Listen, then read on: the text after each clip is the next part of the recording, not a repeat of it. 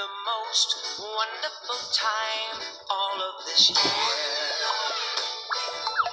Donald Trump's been our president while the left's still hell-bent on destroying good cheer. Still, it's the most wonderful time all of this year.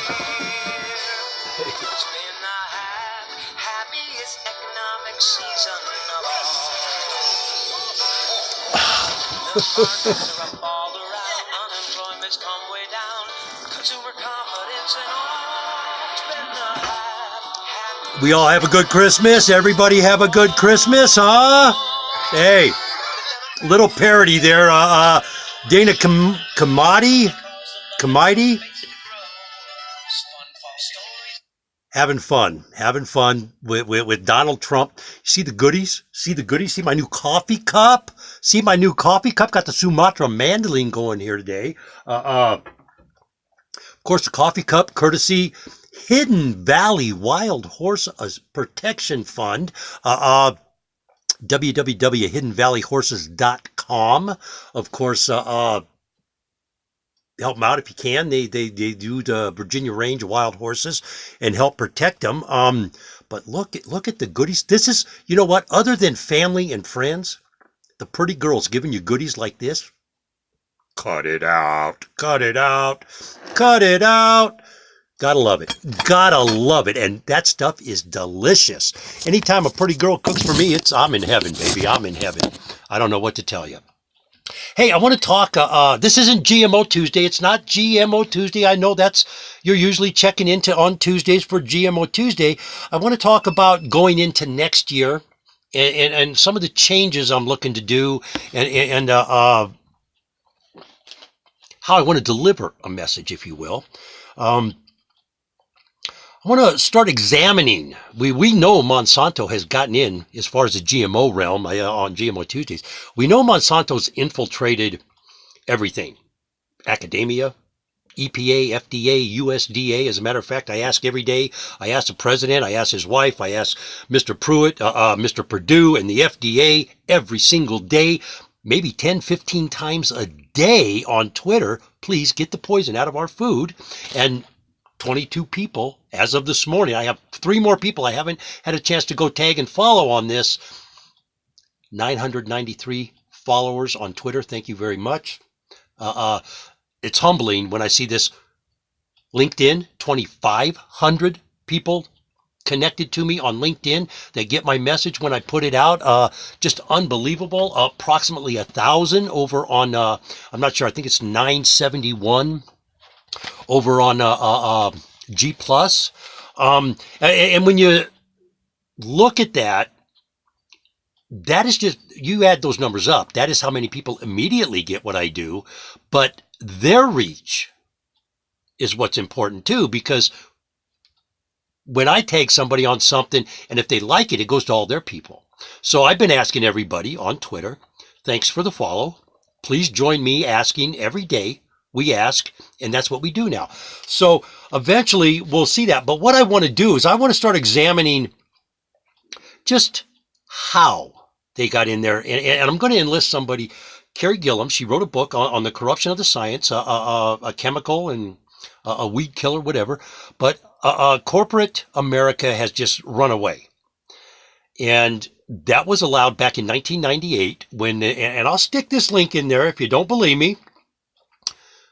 Georgie Bush, the old guy, not the young dumb one, but the old dumb one, he allowed Monsanto carte blanche in our food supply when he toured Monsanto and said, you need to call me, we're in the dereg business. That was how they got in. The Bushes, the Clintons, Obama, it's all the same family, folks. Look what's happened in the last 30 years. Look at what has happened to our food supply, the rates of obesity, foodborne diseases, all kinds of weird things. And it has absolutely nothing to do with organics. It has to do with chemical compounds in our food. I'm going to ask Carrie if she might not be able to help me. She has vast resources that can help me on this. I want to dig into the court cases between Monsanto and the United States government between 1917 and 1928. Of course, that was over saccharin, the Food Safety Act. Monsanto asked the government to sue them. And in my humble opinion, that was the wrong person to sue. Coca-Cola should have been sued because they put it in the food. They put it in their product for you to consume. Untested, uncharted, everything. Since that time, we have had agencies developed that are supposed to protect us that are not. And I think we need to dial the heat up and go at them. And I mean, like today, Sonny Perdue, him and his wife, smiling faces, Merry Christmas. And will you give us all a Christmas gift? Get the poison out of our food. Retweet it. Retweet it. Got to make that retweet. Also, new growing techniques. We're going to get into that kind of stuff. The Pepper Lovers group. There's some new stuff going on in Pepper Lovers. Bondo, I can't remember his full name now, but he's going to help me with the I've been wanting to do a review on this AeroGrow system that you saw. It's a Miracle Grow thing. I'm not big on the chemical element of it, but I want to know how it functions for a little package. Is it price worth it? Stuff like that. Gentleman's going to do some experimenting, give us some reports on that coming up. So we'll be looking for that. And this other guy, Jay, is really good. I call it a JPEG. I don't know what it really is, but I just call it a JPEG, boy. But I'll tell you what, you want to get lit up, get some seeds from him. This guy he does some good stuff with peppers. So maybe we'll get some stuff from him on how he's cross-pollinating these and creating a new chili from what we already have. Of course, many of you know I'm into chilies. And the deal with chilies, for those of you who don't know, chilies have a chemical, if you will, called capsium. It's kind of an oil. And what I have found, my experience, the thinner the meat on the chili, the hotter that oil is. So there's been this push over the years because it numbs to, people are allergic to anesthetic and stuff. And that's what kind of started this craze to get the hottest pepper in the world. But this is a type of technology, and this is type of stuff where I think we're missing the boat in the GMO realm. The GMO technology that is out there on the market is to sell chemicals. It is not to feed the hungry people. It is not to use less. 15 times more glyphosate is used today than when the crops were approved. And we were going to use less. Remember that big deal? We're going to put some of this over here, some of this over here, and we're going to let you use less of my number one selling product. How did our elected officials buy into that? Dumb as a box of rocks? I don't know. But I'm a firm believer at what Dr. Dave Suzuki says. Any politician or scientist that tells you that those GMOs are safe for consumption, they're lying or they're stupid. Take your pick. I don't care which one you want to be, but that's the reality. And these people can debate this, argue this all. I had some gal in Canada trying to tell me, what's wrong with GMOs? What do you mean, what's wrong with GMOs, man? Did you rot your brain? And you could tell everything they're saying. And then as soon as she came in and I commented, boom, somebody to the rescue to help her out. Oh, we're not buddies. Yeah, right. You're not buddies. You're all part of the MPM, the Monsanto propaganda machine. And they've become very good at it, ladies and gentlemen. After 1928, when John Queeny turned over Monsanto to his little offspring, his demon seed, if you will, we got Reefer Madness, the first serious propaganda campaign to sell chemicals, to sell a product that would hurt us. Wood pulp paper, there was a patent on it, and it was no good. Mannitol, THC, a synthetic THC, and nylon rope had patents, no good. Why? Hemp. Marijuana was legal. William Randolph Hearst had the patents on the wood pulp paper, had the forest industry in his pocket. Boom. He had the newspaper. Not only did he lie about the Spanish-American War in Cuba to get the war going, that's the godfather of yellow journalism right there. the godfather of yellow journalism. He's got to be dancing tunes with CNN, NBC, ABC, CBS, MSNBC. Boy, oh boy. Also, Cannabis Corner. Cannabis Corner. This is a burgeoning industry, and I mean it. There is people popping up left and right. There is all kinds of things going on. You have an entire new category of jobs. We're going to talk about that. We're going to get into that. I'm looking. I've engaged with a couple people over on LinkedIn. We have legal information. I'm not going to give legal advice, and I would never ask an attorney. So we all understand this. I would never ask an attorney for advice that I would pass on in case I missed a word or something didn't go right. Because when you're dealing with the law, one bad word or one bad sentence, and I am speaking from experience, one wrong sentence can cost you dearly. It cost me 3.5 years on an appeal.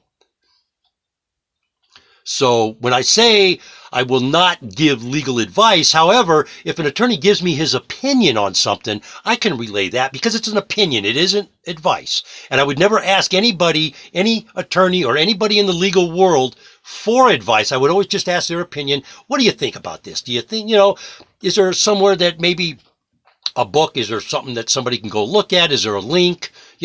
Just to point people in the right direction on stuff like that. So Cannabis Corner, again, advertisers are you got a product to sell? You're selling paraphernalia, what it is? Talk to me. We'll work something out. Not a problem. Not a problem. As far as property preservation goes, everybody that's followed me over the last 10 years knows I am a staunch advocate for labor. Period. Why? I am labor, you are labor, we are labor. I don't care how you dress the duck, how much lipstick you put on it. At the end of the day, it's going to quack. Even Donald Trump performs labor every day. When you do a job for monetary purposes, labor. I don't care what it is. I don't care if you sit on your butt all day. If you're a secretary, she has skills. A receptionist, they have skills. But what they do is labor. You can't ignore it. I will always support labor. And I will always, in this industry, support the plight of labor because it is really getting insane. And I'm sorry, but when you look around that industry and you have all these people acting as industry know-it-alls, in my humble opinion, they're nothing but shills for an organization that dominates and monopolizes the industry, and the nepotistic qualities of that industry are disgusting. But we're going to start examining and turn up the heat a little bit on that issue right there, the independent contractor, the employee issue. You cannot, I got a note here and I don't remember what the note was. But we're gonna start getting into that, and I'm gonna start we're gonna start digging into property preservation and looking at alternatives. And speaking of property preservation, I'm in negotiation with an outfit to do some advertising and help me out with the Business 101 section of our Preservation Thursday. I definitely want to do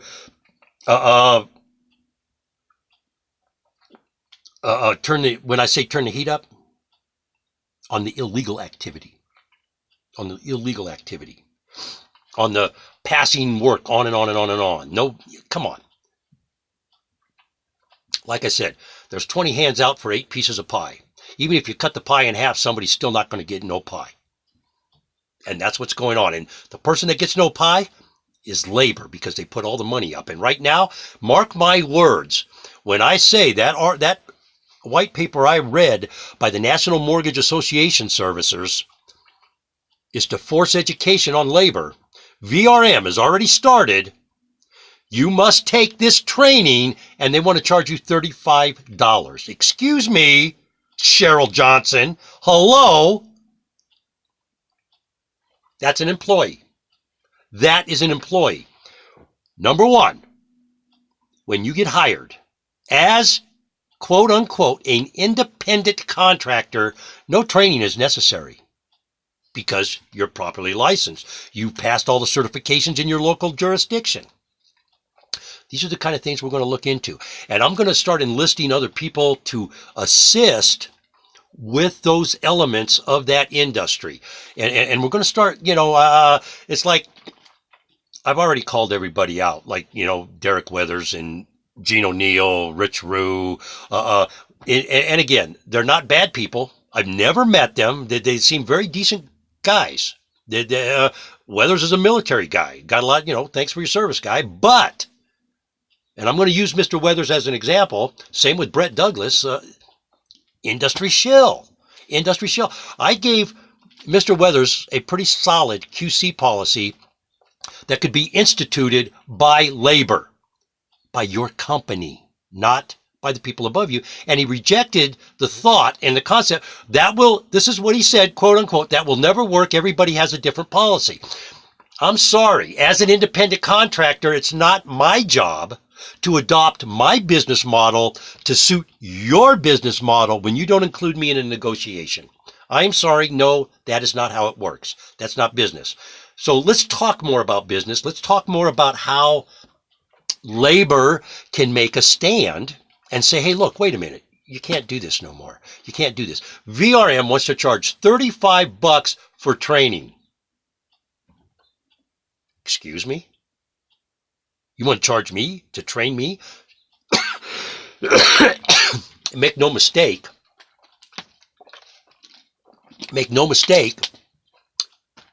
The training is to train you to accommodate their business model. That is employee status. And we're really going to delve into the employee independent contractor situation, how that meshes. And I'm sorry, but the courts have already said, you're an employee. Regardless of the fact that the decision came out of a California court, California labor laws have to follow federal labor laws. They can be more stringent, but they cannot be more liberal. And that's the big problem California as a state is having right now, because Governor Moonbeam wants to be a sanctuary state and just flaunt the federal government. I don't know how that's going to play out. I hope it doesn't affect anybody too bad, but next year is going to get a little crazy with state and federal governments doing stuff. But that is kind of what I want to lay out. As I said, we're always looking for advertisers to help keep the lights on. That's how it works. Many people over the years, and to everybody that has helped out this year, from the bottom of my heart, thank you very much. I wouldn't be able to keep up what I'm doing and bring information to people without your assistance.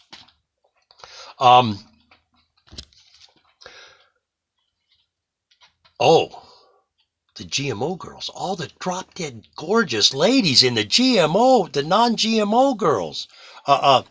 Thanks for all your support throughout the year. MDG blogger, of course, Paula Meyer. What? I had to send her that. I had to send her the Cheap Trick Christmas song. I had to do it. I just had to do it.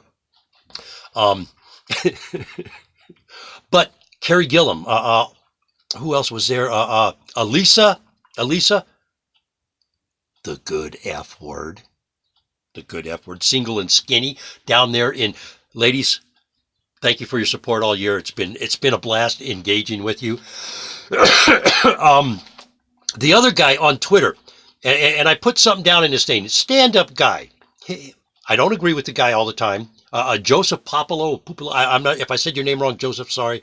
But the guy is cool. Him and I engage, him and I butt heads sometimes, but he, unlike other people like Kevin Synapathy, who doesn't like the truth and blocked me, Michael Moore, who blocked me, there was somebody else, and I take it as a badge of honor when you block me, because that means I'm saying something that is counter to your narrative, and you're probably lying then. Yeah. But Joseph has always engaged me. He's always been stand up about it. He never blocks me. He's a good dude. He sometimes we agree, sometimes we don't. But that is discourse. That's how conversation is supposed to work. You come to the table, whether you agree or not, whether you like the person or not, you come to the table. You have a conversation. Same with Thomas Baldwin. It has been a fantastic 2017 engaging with you two gentlemen. I've had a blast, and I've learned a lot from both of you. And I hope you got something from me. But before I get out of here, I want to say one thing. We're going to talk climate change. You know I'm going to get into climate change because I think it's goofy. Do 6 billion plus people on this planet have a little something to do with CO2 emissions? Just a skosh, a little bit. But I want to put something in perspective. Scientists have shown when Mount St. Helens erupted,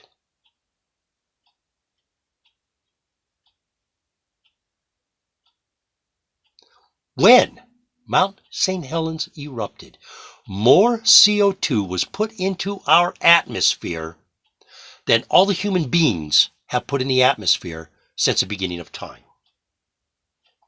Our planet is changing. It's going to do crazy things. It's going to be hot. It's going to be cold. You go tell the people in North Dakota right now at 40 below zero that there's global warming and see if they don't poke you in the eye. I don't... You know, our planet evolves. It does things in that reason there. But we'll talk about it. It's an engaging topic, and there's a lot of pros and cons there. You know, do we need to go to solar energy? Do we need to utilize wind energy? I think we do. I think every development, every housing development that is put somewhere, when they go in and dig up raw land, whether it be an industrial park, I don't care what it is.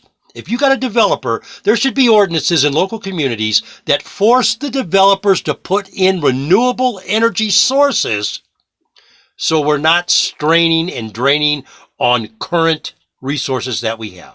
There's absolutely no reason with the technology that we have. And the reason Elon Musk was so upset over Trump with what he did with climate is he is so heavily invested in renewable energy. So something to think about when we go out there. The wind, it's there. It's all the time. There's always air movement. We got sunshine. How many days of sun do you get? You know, why aren't we utilizing them better? I'm not saying that we're not utilizing them. I'm saying I think we could use them a lot better, be a lot more efficient with them, and do a lot more to where our carbon footprint is a lot less. Organic farming versus GMO farming. GMO farming, there is so much. It's a lie. It's a lie. Look, right now there's a big issue in Uganda. They want to bring in GMO crops. And they're saying, hey, we have been growing without chemicals in our diverse area. We have so much biodiversity for the last 1,000 years. Why do we need GMOs? And the threat is all the varieties of bananas that will be wiped out with one GMO banana. Countries have already said no to GMO bananas. And there's other countries saying no to GMO every day. More countries and more countries. So this is something we're going to explore. And as I said, let's look into this. Let's start examining some of these old court cases and find out if we can't unravel the mystery of how Monsanto has been able to get carte blanche everywhere they go. If you like what you hear, give us a thumbs up. Subscribe to the station, folks. If you can help with a donation, hit the link in the description. God loves you. I hope you all had a happy Christmas. New Year's is coming up, and I am a staunch. I will poke you in the eye if I see you drunk driving. I will take this finger and poke you right in the eye. California lost a highway patrol guy Christmas Eve on his way home to a guy not only was intoxicated beyond belief, he was smoking marijuana. Now you're giving the marijuana smokers a bad name. And he was drunk. Drunk off shouldn't have been behind the wheel. And whoever let him get behind the wheel needs to go to jail with them because they assisted in that accident that took that man's life. He was on his way home to his children for Christmas. There's nothing wrong with partying. There's nothing wrong with having a good time, ladies and gentlemen. We all want to do that. But be responsible. Get a designated driver. And if you're in the Reno area, you need a designated driver for New Year's Eve. Hello. I don't drink. And if I wouldn't be smoking either. I don't smoke and drive. I don't drink and drive. I don't get intoxicated and get behind the wheel of a car. You're driving down the road with 4, 5, 6,000, 7,000 pounds, traveling 60, 70 miles an hour. Cut it out. It doesn't stop like that. It goes through stuff. It goes through stuff. So be responsible with your partying, man. Have a good time. Enjoy life, but be responsible. It's not that hard. It really isn't. It really isn't. Ladies and gentlemen, like I said, if you like what you hear, give us a thumbs up. Subscribe to the station if you can help keep the lights on. A link is on the website, ladies and gentlemen. Another way you can help out, I have all kinds of gift ideas. It's after Christmas now, but I have collectibles. I have all kinds of antique stuff. I kind of, deal with industrial yard art kind of stuff. Can ship anywhere. Go through the website, get the stuff. Let me know. We'll get it to you. I don't care where you are. Let's have a great day, ladies and gentlemen. Happy New Year. I hope your Christmas brought you all the happiness and joy. And Mr. Trump, Mrs. Trump, thank you. Mike Pence and your wife, Mrs. Pence, thank you. But now it's time to say this.